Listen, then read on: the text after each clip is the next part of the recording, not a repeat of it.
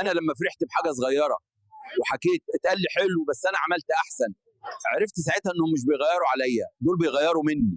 لو لقيت الناس بيقولوا لك حاتين ما تفرحش قوي. دي جمله بيقولوها لما يكونوا هم اللي عاملين فيك الوحش اصلا.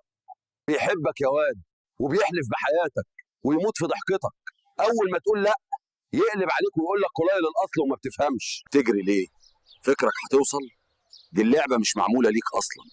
اشترك بقى عشان نحبط كلنا. لو فاكر انك ممكن تلحق، القطر فات وسابك بتنفض في ترابه. لو مش حاسس باي تقدم ما تقلقش، ده الطبيعي.